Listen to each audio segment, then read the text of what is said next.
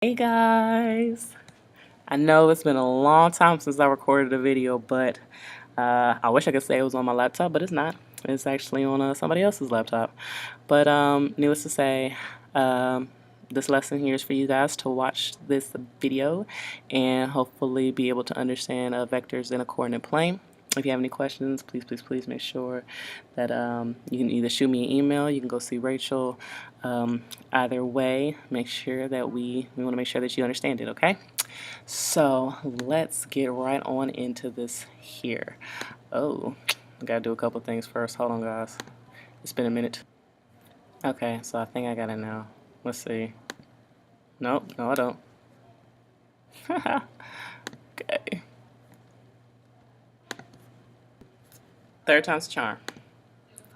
There we go. All right.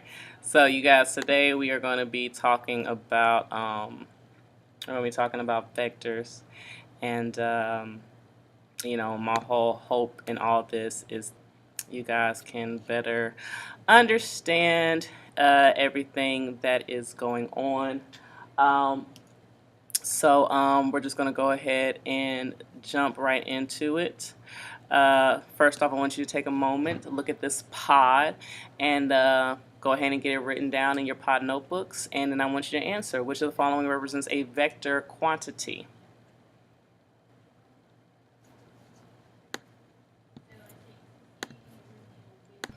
All right, so hopefully you got it. Hopefully you got it as an answer of it being B, because remember, a vector has both magnitude and direction, and the only one in this example here is that does that is B. Okay, because it has not only does it have its angle, but it also has its magnitude right there. A, C, and D are all examples of scalars. Okay, because scalar is just a quantity that has a magnitude, which is what every single one of these has. Okay, so let's go to the next slide here. Oh my goodness.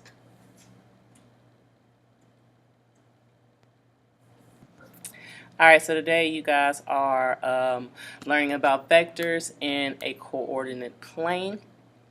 And the goal, make sure you guys get it down, is you're going to be able to represent and operate with the vectors in the coordinate plane. You're also going to be able to write a vector as a linear combination of unit vectors.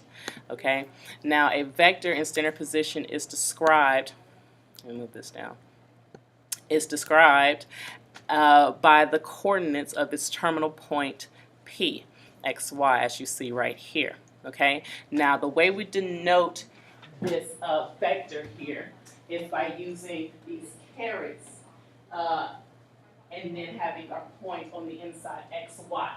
Okay, so as you see right here, these are actual carets. Okay, and then x, y is in between.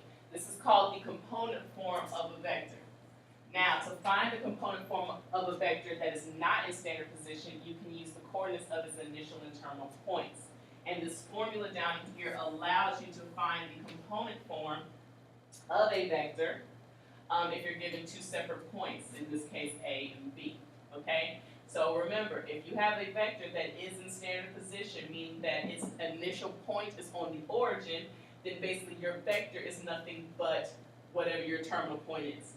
Okay? However, if you do have a vector that's not in standard position, then to find its component form, you just do this formula here. So what we're going to do now is we're going to look at an example, and you guys are going to see how it's used. Okay? So first, we identified that this is our initial point, and this is our terminal point. So these are basically x2 and y2.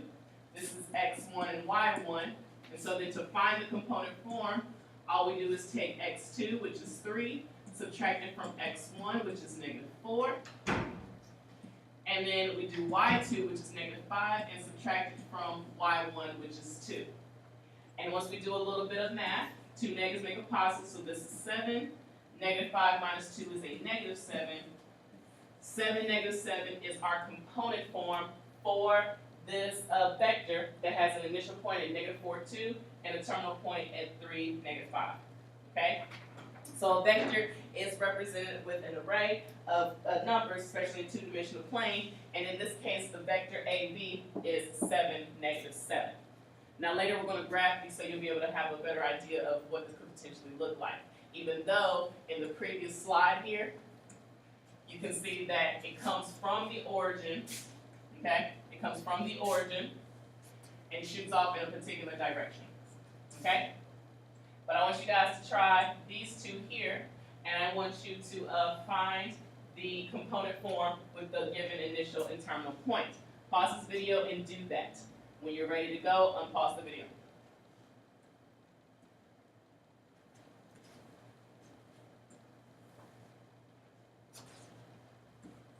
So hopefully you did 6 minus a -2, 1 minus a -7, and you got 8, 8. For this one, hope you did -9 minus 0, -3 minus 8, and you got -9, -11 as the component form for B. If you did, go back and check to make sure so you can see where you made your error. Okay? So it's not too bad. That's how you go about finding our vector.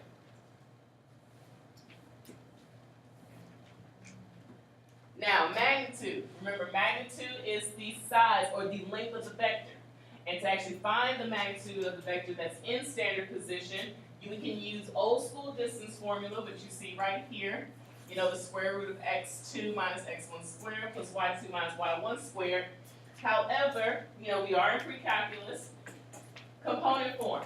We just figured out how to find it, okay? It's nothing but the square root of a squared plus b squared. Sounds very similar to Pythagorean theorem. That's because when it's in standard form, okay? When it's in standard form, like this vector is right here, okay?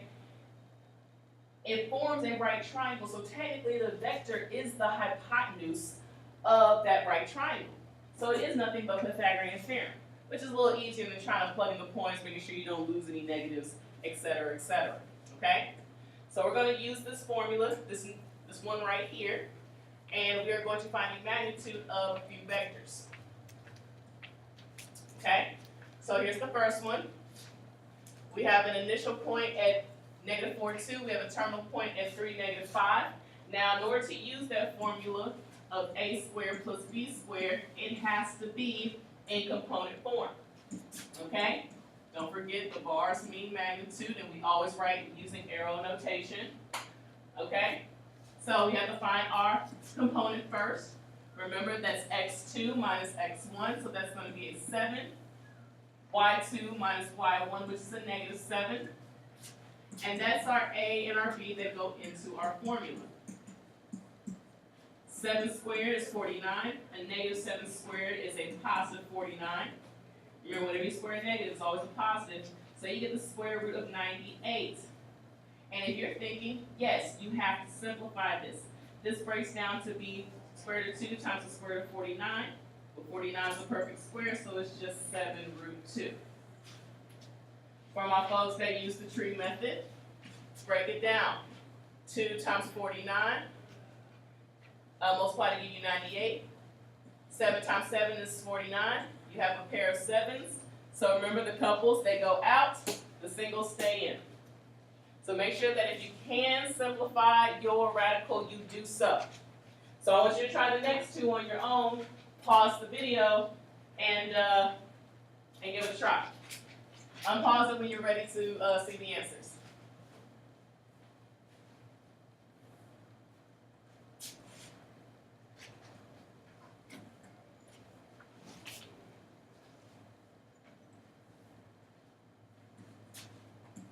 So you had to find the component form.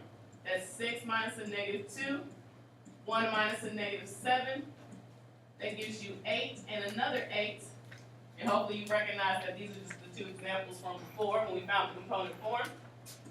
However, the magnitude, make sure you use the notation. It's going to be the square root of 8 squared plus 8 squared, which is nothing but 64 plus 64, which is 128. 9, 128. That's 2 and 64, 8 and 8, 4 and 2, 4 and 2, and all these 2s. We got a lot going on here. I got a pair of 2s here, a pair of 2s here, a pair of 2s here. That's 3 couples. God, that's a triple date. So I do 2 times 2 times 2, which is 8. Then I have 1 lone 2 left inside the house. Okay? So that's what you should have gotten as your magnitude. Over here, you should have had negative 9 minus 0, which is negative 9. Negative 3 minus 8, which is negative 11. The magnitude of that is negative 9 squared plus negative 11 squared. Remember, whenever you square a negative number, it turns into a positive. 81 plus 121 is the square root of 102. This cannot be simplified because your only 2 numbers are 2 and 101, and 101 is prime. Okay? Now, you shouldn't have to use your calculator to add 81 and 121, guys. Try to do these without your calculator. I'll let you know when you need to use a calculator, but for this, you don't need it. Okay? But hopefully you understand magnitude. And I mean, it's pretty simple. There's a formula. Plug it in. Okay? And there's nothing but Pythagorean theorem. Just make sure you're in component form. Now, vector operations. Okay? Vector operations are pretty simple. Okay? All you're doing is you're just taking your vector and you're adding their respective parts. So if you look at when you're doing addition, all I'm doing is taking A1 and B1 and adding them together, and then A2 and B2 and adding them together. So it's almost like, okay, I'm adding the 2 numbers that are in the first spot, and then adding the 2 numbers that are in the second spot. I like matching up their components. Same thing with subtraction, except this time instead of adding, I am subtracting. And the scalar multiplication is when I actually take a value, a constant, and multiply it to each component of that vector. Okay, do you remember how the other day when we measured the vector and then we had a scalar attached to it and we just tripled the length? Well, it's the same concept, except this time we're just multiplying the numbers by the numbers in the vector by the scalar. Okay? So let's take a look at how this works. So when we do W plus Y, W plus Y is nothing but taking the W vector of negative 4, 1 and adding it to the Y vector of negative 2, 5. Okay? So we're going to add our first components together, add our second components together,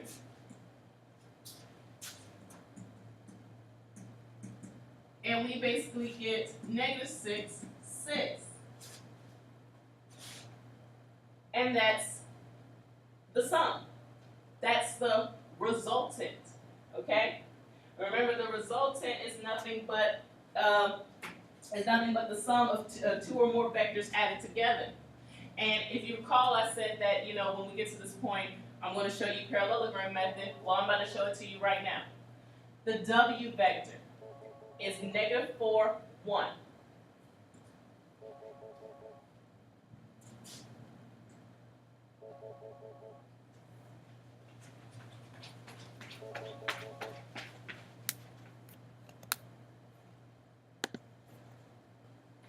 Okay, so with parallelogram method, this vector, W, negative 4, 1, that's basically the point right there at negative 4, 1 that has its terminal point at that particular point, negative 4, 1, and its initial point at the origin.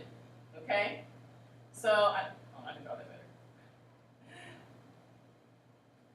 There we go. So there's that vector, vector W. Now Y is at negative 2, 5. So negative 2, 5, that's where its terminal point is, and its initial point is at the origin.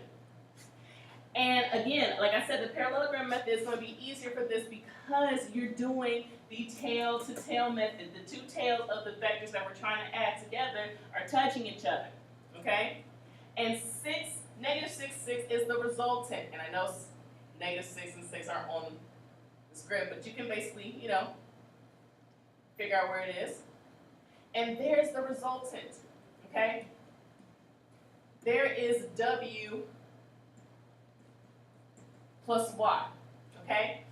Now, if you're wondering, okay, well, where's the parallelogram? Well, guys, check it out. Look at this right here. To get the other side of the parallelogram, it's just another segment that has the same slope, the same direction, the same distance as the Y here. So all I'm going to do is just copy that, okay? So, you know, my initial point would start here, my terminal point would end with the same length, over 2, up 5, over 2, up 5. And there it is, parallel, same length. The one that's up here is parallel to this one, okay? So the initial point starts here.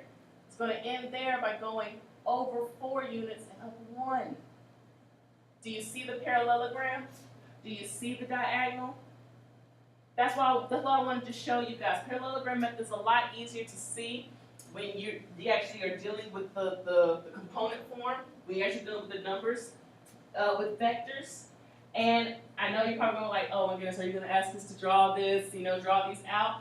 I just want to show you guys so you can see that what we were doing the other day does apply here, okay? It is the length. It is the length of the resultant. That's the sum of them. So that's parallelogram method, okay?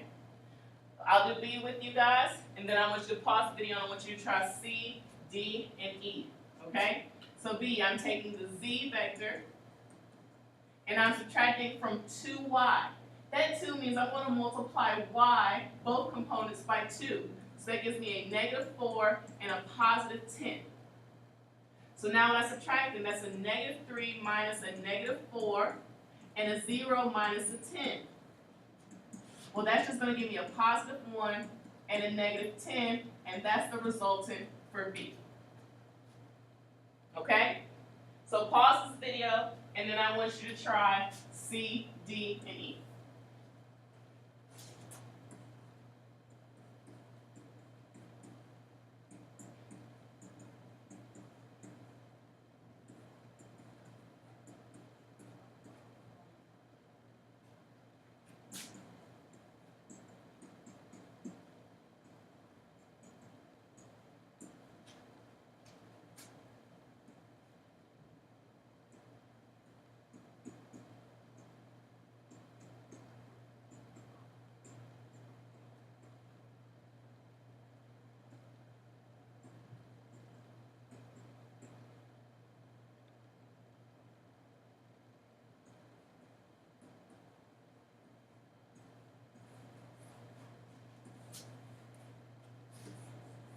Hope you got these answers, okay? Hope you got these answers. But hopefully you're doing okay. Hopefully there's no issues, okay? The last thing you guys are going to do is unit vectors, okay? And I know you have more in your packet, but we're going to save that for when I actually am here to go over it with you guys, okay? So with unit vectors, okay, it actually incorporates a little bit of scalar multiplication and magnitude work, okay? A unit vector is basically a vector that has a magnitude of 1, okay? It is sometimes useful to describe a non-zero vector as a scalar multiple of a unit vector with the same direction as v. So when you're looking at this, I know it might be kind of hard to see, but this is actually vector u equals vector b divided by the magnitude of v. Or another way to look at the formula is just 1 over the magnitude of vector b times vector b. Now I know you're like, wait, what? Not that bad. Start by taking the magnitude of v. Now we just talked about how to do the magnitude. This is already in component form, so it's just the square root of -2 squared plus 3 squared, which is just 4 plus 9. That's the square root of 13. And like I said, these are the same formulas written different ways. I personally like to use this way because it looks more like I'm taking a scalar and multiplying it by a vector. So it's going to be 1 over the magnitude, which is the square root of 13, times vector v. Okay? do is I'm going to take that 1 over the square root of 13 and I am going to multiply it to both components in the vector to get negative 2 over the square root of 13 and 3 over the square root of 13. Now, if you're wondering, well, dang, by that point, Ms. Anderson, am I done? You know good well you can't have a radical in the denominator. So, you have to rationalize.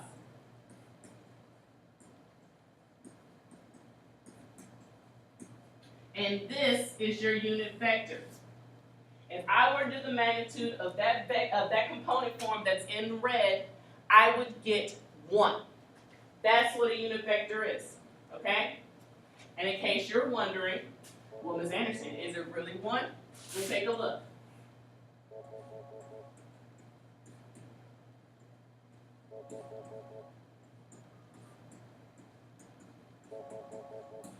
When I square both of these, I get 4 times 13 over 169 plus 9 times 13 over 169, which is just 52 plus 117 over 169, which is 169 over 169.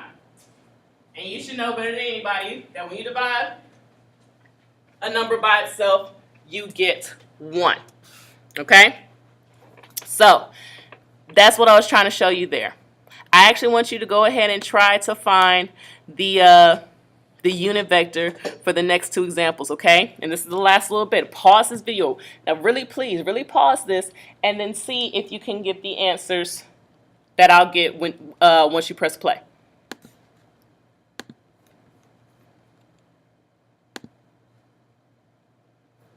Lillian, if you're around, will you please buzz? Or we're ready to leave as soon as possible.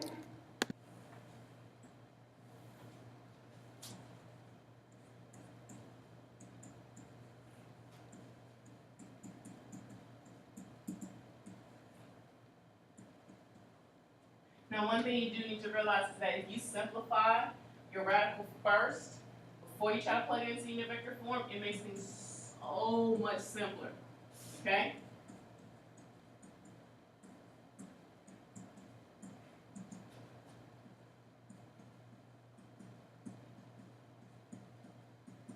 Reason why it makes it simpler is because you're dealing with a smaller radical. And of course, I can reduce this.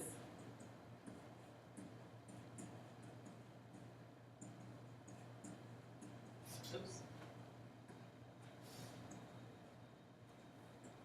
That would be a 1.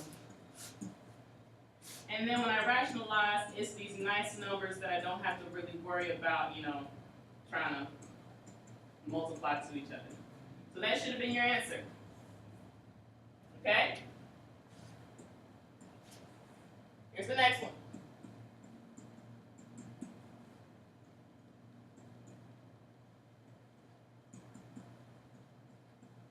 If I simplify that, I'll get 4 square root of 5.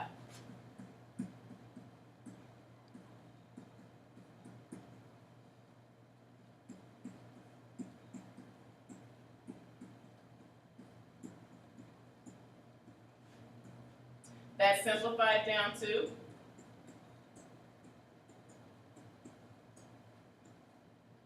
and when I rationalize, I get my unit vector of negative root 5 over 5, negative 2 root 5 over 5. Hopefully you guys got that as your unit vector. I hope this video makes sense. It's been so long since I've done one of these videos that I hope that I didn't go too fast. But you guys, if you have questions, you can ask Rachel. You can send me an email. Okay, but I want to make sure that you got this, all right? So just keep us up to date. Keep us posted. Let us know what's going on, okay? All right.